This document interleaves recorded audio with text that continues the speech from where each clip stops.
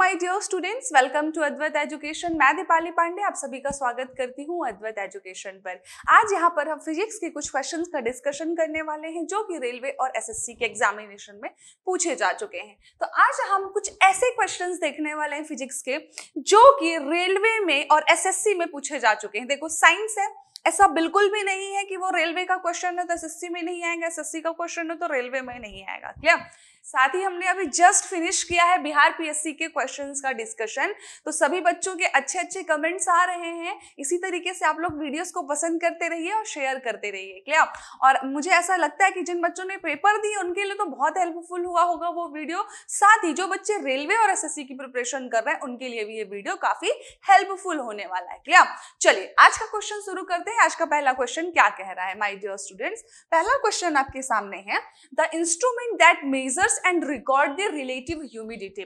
यानी कि ऐसा इंस्ट्रूमेंट या ऐसा उपकरण कौन सा है जो कि सापेक्ष आर्द्रता को मेजर करता है। ध्यान दीजिएगा, हाइग्रोमीटर जो होता है वो मेजर करता है ह्यूमिडिटी को, यानी कि आपकी हवा जो है, एटमॉस्फेयर की जो एयर है उसमें कितनी नमी उपस्थित है। क्लियर? ध्यान दीजिएगा, उसमें कितनी नमी है वो मेजर करता है हाइग्रोमीटर। और लैक्टोमीटर क्या मेजर करता है माय डियर स्टूडेंट्स? तो लैक्टोमीटर ये जो है दूध की शुद्धता मापन के लिए किया जाता है, मिल्क की प्योरिटी कितनी है। क्लियर?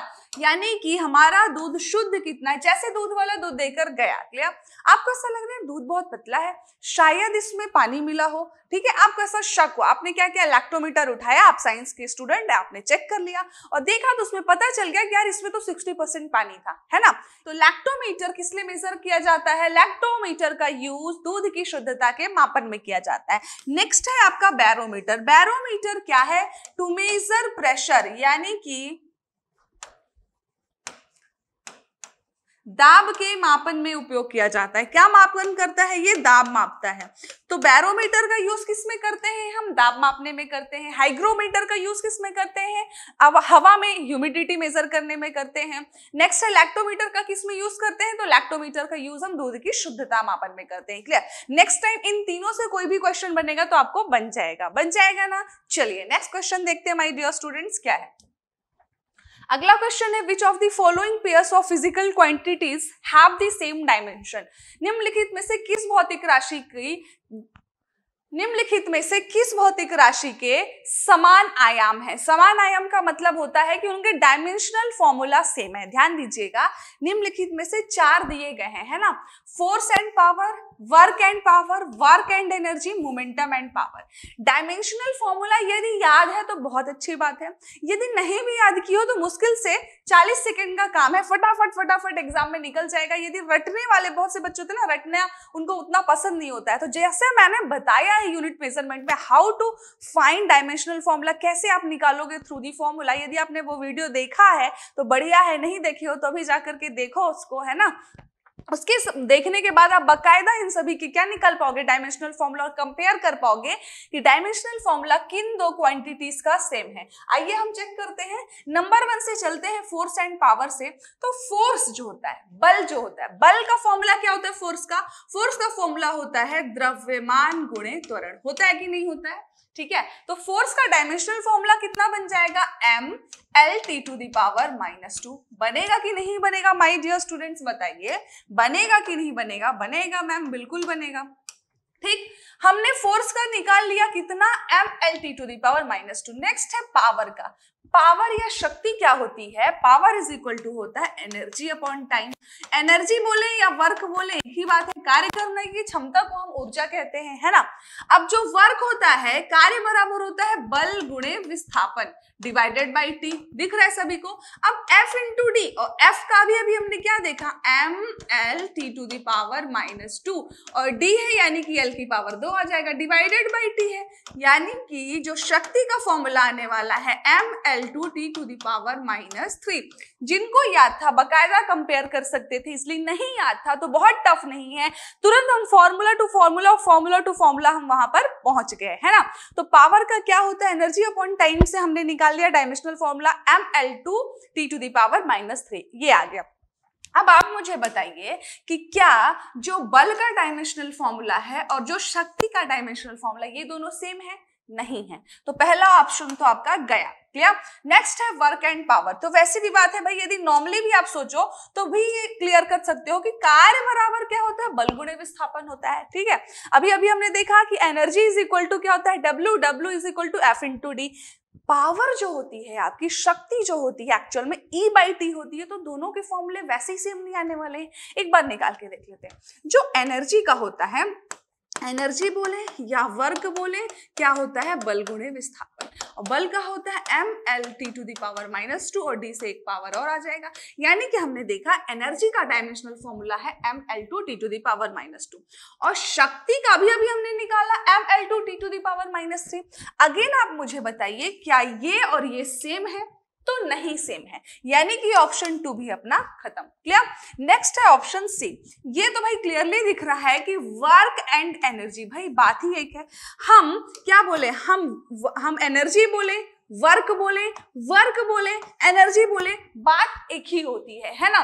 क्योंकि एक्चुअल में जो आप काम तभी करोगे जब आपके पास एनर्जी है। क्लियर? एनर्जी नहीं है तो काम नहीं कर सकते। यानी कि कार्य करने की जो क्षमता है वही एक्चुअल में ऊर्जा कहलाती है ना? एनर्जी कहलाती है। तो एनर्जी एंड वर्क जो है दोनों का डायमेंशनल फॉर्मूला सेम होता है। तो हमें आंसर तो मिल गया कि निम्नलिखित में से किस भौतिक मात्रा का समान आयाम है? तो है तो वो कार्य और ऊर्जा का, यानी कि option c will be the correct answer. तो एग्जाम में सी मिल गया तो खत्म, है ना? चौथा क्यों निकालेंगे? लेकिन हम यहाँ पर चौथा भी निकालेंगे। क्यों निकालेंगे मैम? भाई हमको पता तो होना चाहिए एग्जाम में, ताकि हम ना फंसे। नेक्स्ट है आपका momentum. Momentum is equal to क्या होता है? संवेग बराबर होता है द्रव्यमान गुणे वेग। यानी कि इसका मल्टी फॉर्मूला बन जाएगा mLT⁻⁻1 बनेगा कि नहीं बनेगा? और पावर का तो अभी अभी हमने निकाला क्या? mL2T⁻3। अगेन क्या ये दोनों सेम है? नहीं है। तो कौन सा ऑप्शन फिट हुआ अपना? ऑप्शन सी फिट हुआ। And yes, option C is the also correct answer. तो आपने इस क्वेश्चन से क्या सीखा? जैसे ही क्वेश्चन आपको दिखा कि ये डायमेंशन का है, तो आपको सबसे पहले फॉर्मूले पता होने चाहिए। यदि आपको फॉर्मूला पता है तो ही आप डायमेंशनल फॉर्मूला निकाल पाओगे, या कि दूसरा ऑप्शन है रट लो। रटने को मैं सजेस्ट इसलिए नहीं करती क्योंकि आप फॉर्मूले के थ्रू विद इन सेकेंड जाकर के max to max 30 to 40 second आप तुरंत निकाल सकते हो और आपको कभी गलत नहीं होगा। लेकिन रटने वाली चीज में क्या होता है ना, कि थोड़ा सा भी मिस हो गया, पावर इधर की उधर, तो क्वेश्चन भी इधर का उधर हो जाएगा। क्लियर? चलिए, तो क्वेश्चन 2 क्लियर हुआ। Option C is the correct answer. Clear? चलिए my dear students, next question देखते हैं। The instrument for measuring intensity of earthquake. तो इजी क्वेश्चन है, बहुत लोगों ने सुना है, ज्योग्राफी में भी पूछा जाता है।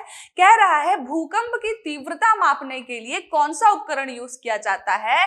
तो सिस्मोग्राफ जो है भूकंप की तीव्रता मापने के लिए यूज किया जाता है। बहुत इंपॉर्टेंट क्वेश्चन है, बहुत इंपॉर्टेंट क्वेश्चन है। इसमें आप स्टार बना सकते हैं, कई बार ये क्वेश्चन पूछा जाता है। तो आपको एग्जैक्टली पता होना चाहिए कि सिस्मोग्राफ जो है भूकंप की तीव्रता मापने के लिए यूज किया जाता है। क्लियर? चलिए next question my dear students. Next question है the atmospheric air is held to the earth by. वायुमंडलीय हवा को पृथ्वी द्वारा आयोजित किया जाता है। यानी कि जो एटमॉस्फेरिक एयर है, ध्यान देना, है ना, एटमॉस्फेरिक एयर है वो अर्थ के आसपास क्यों रहती है? जाहिर सी बात है कि पृथ्वी में गुरुत्वाकर्षण का गुण पाया जाता है ना, साथ ही गुरुत्वाकर्षण बल होता है जिसकी वजह से हर एक चीज को पृथ्वी अपनी ओर आकर्षित करती है। उसी तरीके से वह हवा भी जो है ग्रेविटी की वजह से या ग्रेविटेशन की वजह से चारों तरफ विद्यमान रहती है, अर्थ के आसपास रहती है। क्लियर? यानी कि पृथ्वी उसको भी अपनी ओर बांधे रखती है। क्वेश्चन है कि वायुमंडलीय हवा को अपने आसपास पृथ्वी कैसे रहती है? तो ड्यू टू दी ग्रेविटी पृथ्वी जो है हवा को भी अपने आसपास बांधे रखती है। क्लियर? तो option A is the correct answer. Next question है, नेक्स्ट क्वेश्चन देखते हैं my dear students. The time period of a second pendulum is. दूसरी पेंडुलम की समयावधि कितनी है? कह रहा है द टाइम पीरियड कितना है। पहली बात तो पेंडुलम है, ठीक है। पेंडुलम क्या होता है? लाइक दिस, ठीक है। अब पेंडुलम यानी इधर गया और इधर गया, दो ही चीज होती है, ठीक है। इधर गया 1 सेकेंड, इधर गया 1 सेकेंड, तो टोटल 1 और 1 प्लस कितना हुआ 2 सेकेंड। दैट्स व्हाई हम कहते हैं the time period of second pendulum is 2 second. Clear? ये क्वेश्चन भी अच्छा क्वेश्चन है, कई बार पूछता है। तो 1 + 1, 1 इधर गया एंड देन 1 उधर गया, दैट्स व्हाई हम कहते हैं time period of second pendulum is 2 second. Clear? तो option B is the correct answer. Next question क्या है? नेक्स्ट क्वेश्चन कह रहा है amount of water vapour in the atmosphere is measured in terms of. देखो यहां पर वही क्वेश्चन है, लगभग थोड़ा सा घुमाया है, थोड़ा सा, सिर्फ और सिर्फ थोड़ा सा। वहां पर क्वेश्चन था कि हवा में जो नमी है, आर्द्रता है, उसको हम किस उपकरण से, किस इंस्ट्रूमेंट से मेजर करते हैं। तो आपने आंसर दिया हाइग्रोमीटर। क्लियर? हाइग्रोमीटर के थ्रू हम वायुमंडल में जल वाष्प की मात्रा को मेजर करते हैं। यहां पर क्वेश्चन है वायुमंडल में जल वाष्प की मात्रा के संदर्भ में क्या मापा जाता है? भाई ह्यूमिडिटी मेजर की जाएगी ना। जल वाष्प का मतलब ही है कि हवा में नमी। यदि हवा में जल वाष्प आई यानी कि नमी आई है, और वो नमी को हम कहते हैं ह्यूमिडिटी, कहते हैं ना ह्यूमिडिटी। ऑप्शन ए हमारा सही आंसर होने वाला है। Amount of water vapour in the atmosphere is known as the humidity, या हम उसको ह्यूमिडिटी के टर्म में मेजर करते हैं। हम ऐसा क्वेश्चन नहीं पूछते कि जो हवा में जलवाष्प है उसको किसके थ्रू मेजर करते हैं। नॉर्मली हम जलवाष्प की मात्रा या हवा में जो नमी है उसको हम एज अ ह्यूमिडिटी टर्म करते हैं। आर्द्रता टेक्निकल टर्म, ऐसा समझो, हर चीज का एक टेक्निकल टर्म है कि नहीं। तो हम ह्यूमिडिटी या आर्द्रता कहते हैं। इसमें ज्यादा कंफ्यूज होने वाला नहीं है, बचपन से साइंस में पढ़ते आ रहे हैं, आर्द्रता ह्यूमिडिटी है ना। तो जल वाष्प की मात्रा यानी कि नमी, जो जल वाष्प की मात्रा है इसका मतलब ही है कि एक तरह की नमी, और नमी इज क्या? नमी इज जस्ट लाइक ह्यूमिडिटी, तो ह्यूमिडिटी होगा अपना आंसर। क्लियर? तो option A is the correct answer. Next question क्या है? Which conservation principle is applicable in the case of motion of a rocket? ये भी मैम ने करवाया है ना। जब मैंने पढ़ाया है न्यूटन्स लॉ तो बताया है कि जो कंजर्वेशन ऑफ मोमेंटम है वे रॉकेट प्रोपल्सन का, कंजर्वेशन ऑफ मोमेंटम जो है वो रॉकेट प्रोपल्सन का बहुत ही बढ़िया एग्जाम्पल है। क्लियर? जो कंजर्वेशन ऑफ मोमेंटम है, संवेग संरक्षण का सिद्धांत है, वो रॉकेट की गति को बताता है। कैसे बताता है माय डियर स्टूडेंट्स? एक बार फिर से समझिए, वैसे मैंने पहले भी इसको अच्छे से एक्सप्लेन किया अपने वीडियो में। रॉकेट क्या करता है? रॉकेट बहुत तेजी से पृथ्वी से, जैसे ही उसके फ्यूल में, ईंधन में आग लगाई जाती है, बहुत तेजी से ऊपर जाता है। अब संवेग संरक्षण का सिद्धांत कहता है कि कुल संवेग नियत रहेगा। क्लियर? तो आप एक बात बताइए, सपोज करिए ये रॉकेट है ना, ये रॉकेट है, यहां पर आपने आग लगाई, यहां पर आपने आग लगाई, जैसे ही आग लगाई तो गैसेस निकलती हैं कि नहीं निकलती? यहां से गैसेस निकलना चालू होती हैं। तो गैस जितनी तेजी से निकलती है, इट मींस m/v, यहाँ का जो संवेग है और ऊपर का जो संवेग है, यानी गैस का संवेग और ये संवेग, कुल संवेग नियत रहेगा। तो कुल संवेग बैलेंस कैसे होगा? स्टार्टिंग में आप समझिएगा इतनी तेज वेलोसिटी कर दी जाती है इस ईंधन की कि वो इसको बैलेंस कर लेता है, क्योंकि ऑलरेडी रॉकेट का मास बहुत है। तो रॉकेट का जब मास बहुत है तो हम इसकी वेलोसिटी बढ़ा देंगे तो mv बैलेंस हो जाएगा ना भाई। मास इंटू वेलोसिटी है, तो एक चीज बैलेंस कर रहे हैं, एक में मास बैलेंस कर रहे हैं, एक में वेलोसिटी कर रहे हैं, तो बात वही हुई। कुल संवेग नियत रहने का मतलब है कि अब इतनी तेजी से गैस की ईंधन जो निकलती है, इतनी तेजी से जो ईंधन निकलता है या गैसेस निकलती हैं, वो उतनी ही तेजी से जाता है। यानी कि जो यहां का संवेग है वही यहां का संवेग रहता है। तो मोशन ऑफ रॉकेट का मतलब है कि हम इतनी तेजी से गैसेस को यहां से निकालते हैं ताकि रॉकेट और तेजी से जाए। रॉकेट उतनी तेजी से तभी जाएगा जब हम जितनी तेजी से यहां पर गैसेस को निकालेंगे। यानी कि संवेग संरक्षण का सिद्धांत सबसे बढ़िया एग्जाम्पल है रॉकेट की गति। क्यों है? क्योंकि रॉकेट का जो ईंधन है यहां पर वह उतनी तेजी से निकल रहा होता है जितनी तेजी से रॉकेट ऊपर जा रहा होता है। तो क्लियर हुआ कि हम यहाँ की वेलोसिटी इतनी हाई क्यों रखते हैं, ताकि जो रॉकेट है यहाँ और यहाँ का संवेग जो संरक्षण है, संवेग जो है, मोमेंटम जो है वो बैलेंस रहे, और एक्चुअल में संवेग संरक्षण का सिद्धांत फॉलो हुआ। क्लियर हुआ कि नहीं हुआ? आई होप क्लियर हुआ होगा। चलिए, तो रॉकेट की गति के मामले में कौन सा संरक्षण का सिद्धांत है जो लागू होता है? तो बिल्कुल संवेग संरक्षण का जो सिद्धांत है वो लागू होता है, कंजर्वेशन ऑफ मोमेंटम लागू होता है। क्लियर हुआ? नेक्स्ट क्वेश्चन क्या है माय डियर स्टूडेंट्स, आइए देखते हैं। ये क्वेश्चन 1000 बार पूछा जा चुका है कि नहीं? 1000 बार पूछा जा चुका है। बिहार पीएससी में भी ये क्वेश्चन मिला है हमको, अभी हमने परसों सॉल्व किया इस क्वेश्चन को। A light year is a measure of, कितनी बार पूछता है माय डियर स्टूडेंट्स, ये आपको रट जाना चाहिए, याद हो जाना चाहिए, कंठस्थ, क्या बोलते हैं, कंठस्थ हो जाना चाहिए। क्लियर? तो डिस्टेंस या दूरी मेजर करता है क्या? Light year. तो प्रकाश वर्ष या लाइट ईयर क्या है? तो ये दूरी मापता है। क्लियर? क्या मापता है? दूरी मापता है। नेक्स्ट क्वेश्चन देखते हैं। The temperature which has the same reading on both Fahrenheit and Celsius, जिस तापमान पर Fahrenheit and Celsius दोनों एक होते हैं वह कौन सी डिग्री है? तो मैं आपको बता दूं माय डियर स्टूडेंट्स, वह डिग्री है -40 डिग्री सेल्सियस। -40 डिग्री सेल्सियस पर Fahrenheit और Celsius दोनों ही इक्वल होते हैं, इक्वल वैल्यू देते हैं। दोनों का फॉर्मूला देखते हैं माय डियर स्टूडेंट्स। देखिएगा, ध्यान दीजिएगा, दो चीजें होती हैं। क्लियर? पहला होता है डिग्री फ़ारेनहाइट, दूसरा होता है degree Celsius. Clear? Degree Fahrenheit से यदि सेल्सियस में बदलना है कोई चीज को, कोई भी वैल्यू दी हुई है, और यदि आप उसको सेल्सियस में बदलना चाहते हो तो डिग्री सेल्सियस इंटू 9/5 ब्रैकेट रखेंगे एंड प्लस कर देंगे 32। ध्यान देना। क्लियर? लेकिन यदि डिग्री सेल्सियस से डिग्री फ़ारेनहाइट में बदलना चाहते हो तो डिग्री फ़ारेनहाइट -32 करोगे और प्लस कर दोगे 5/9।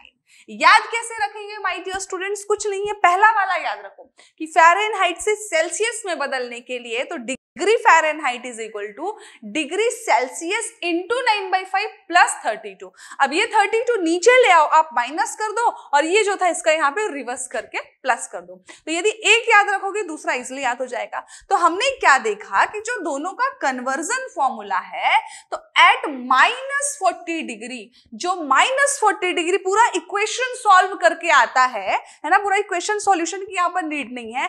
-40 डिग्री जो है वहां पर ये डिग्री फ़ारेनहाइट और ये डिग्री सेल्सियस दोनों ही इक्वल वैल्यू देते हैं, यानी कि -40 डिग्री पर degree Celsius and degree Fahrenheit equal होते हैं माय डियर स्टूडेंट। तो क्लियर हुआ? तो ऑप्शन बी जो होगा हमारा वो करेक्ट आंसर होगा। क्लियर? नेक्स्ट क्वेश्चन देखते हैं माय डियर स्टूडेंट्स। अगला क्वेश्चन क्या है?